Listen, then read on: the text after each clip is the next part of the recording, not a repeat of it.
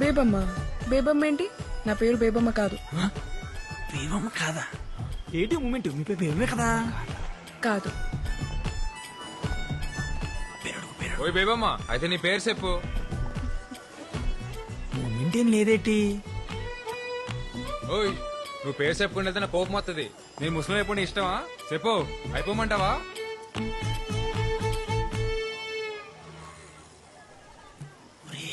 ఏదో రాసుకుంటుందిరా. అవునరా.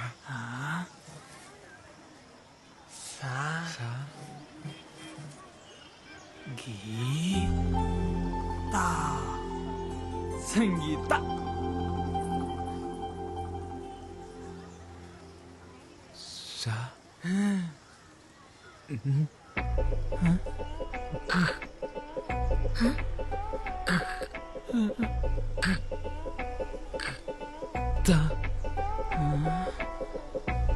సంత. సంత. ఇప్పుడు అడిపోయినాదరా నీకు స్పీడ్ బ్యాక్. సంత.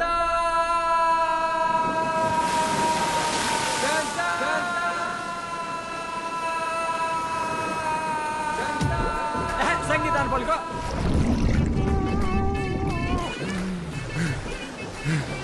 పలికేసేనా? ఏటి బాబా పలికేసింది? పలకలేదు, మళ్ళీ పలక. పలుకో. సంగీత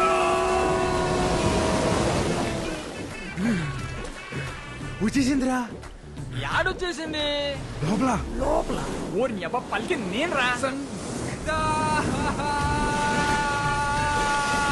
చాలు చాలు దా. ఆయన నీతో పేరంటి ప్రేమ పిలిపించుకునే అదృష్టం భేమంటి లేదనుకుంటాను. వెళ్ళిపే నీ అబ్బా.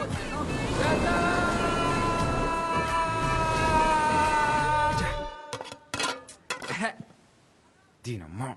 ఏంటి నాన్న ఇయ్యాలి చేపలు కోరేనా తొక్కలా? ఏటైనదిరా?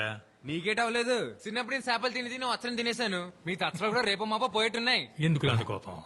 కోపడకూడదు, కోపడకూడదు. కోపడితే ముసలోళ్ళు అయిపోతాం. ఇదో నాన్నోయ్, ఏట్రా? చెప్పింది మనసులో పెట్టుకోకు, త్వరలో ముసలోడు అయిపోతావు. అట్టేనా? ఆ,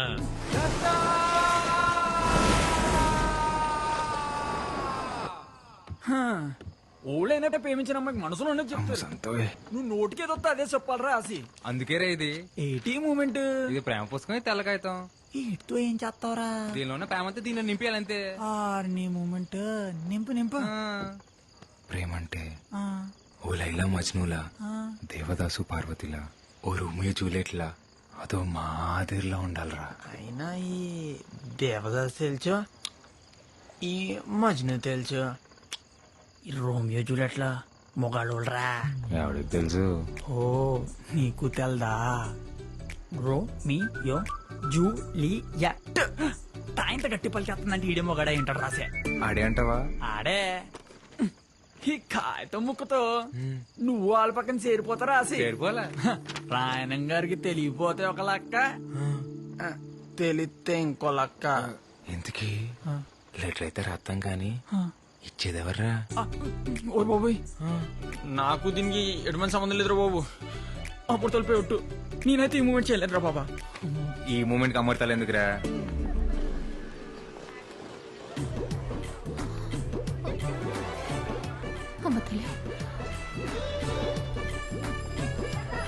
ఏ, ఏం చేస్తున్నావు? నాకే తెలియదు, రాసిగాడు ఇమ్మన్నాడు.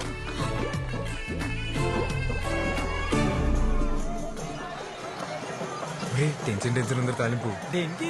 బేవం లెటర్ చదివి ఉంటదంటావా? ఉంటదిలే. ఇంతకీ వస్తుందా రాదా? ఈ బసి బేబం చూడ్డానికి ఆ బేబు మొత్తం లేరా. రాయణం గారు వచ్చి పట్లెట్టపోతే బంగారు పాప తిద్దు మొదలవుతుంది కదా.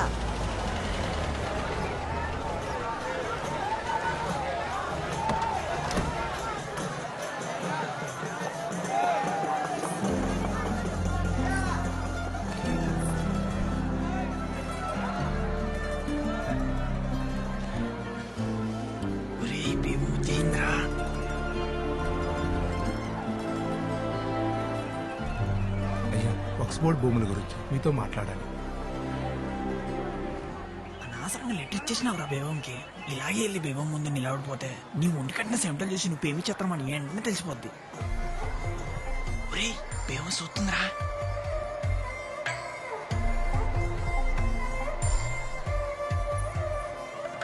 పిలిస్తే పిలుస్తుంది ఎల్లా నీ ఎల్లా ఒరేయ్ ఎల్రా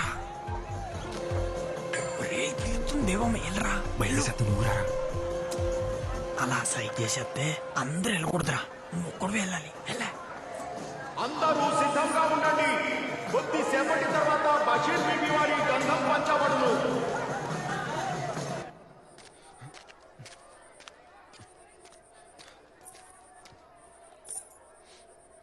ఏంటి మన పేరు అడిగి పిలవకుండా వెళ్ళిపోయావు? అంటే అది అది ఇది నువ్వు ఇచ్చిన లెటరే, చదువు.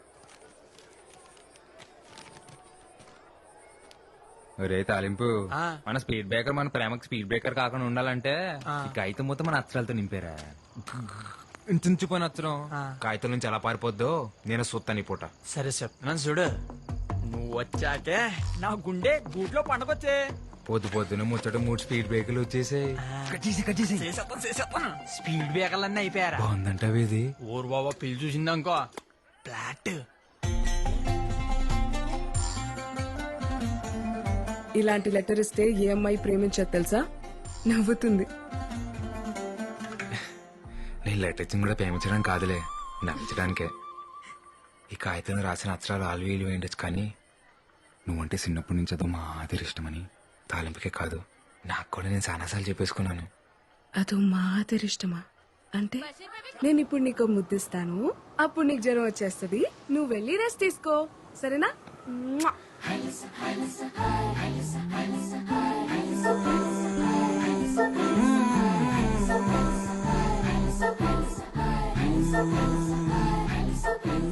బేబమ్మని చూసి 3 రోజులు అయిపోయింది. సొక్క బానే ఉంటుంది కదా. దాసు నువ్వు ఇక్కడ రా. వదిలో, ఈ మూడు చూస్తే- నాన్న నేను వస్తాను. నువ్వు ఎక్కడికి రా? నేను వస్తాను. నువ్వెందుకు రా మీటింగ్? నాన్న నేను వస్తాను అంతే. సరే పద.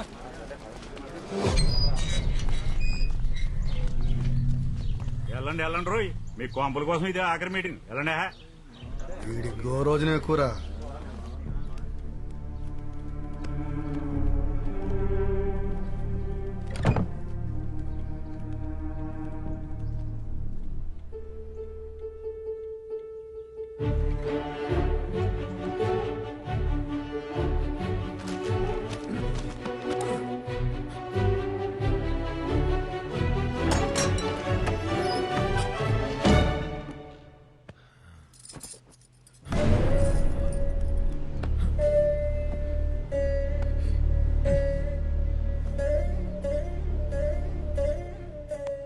నమస్కారం అమ్మా, నా పేరు ఆసి.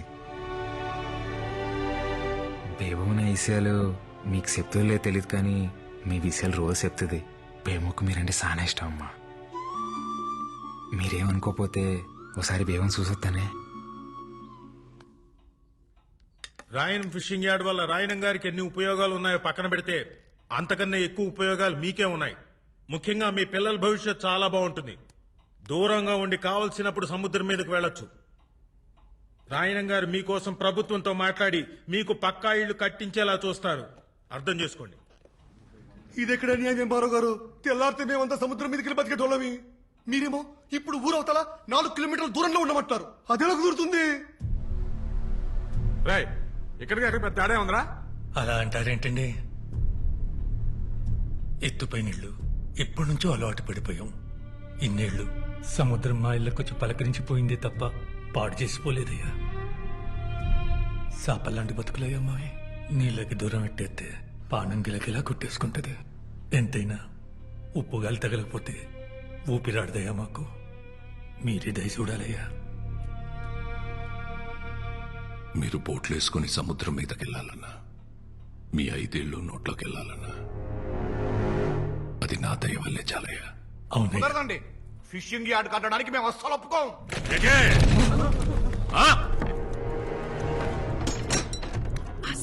ఏంటిలా వచ్చావు? ఎవరన్నా చూస్తే?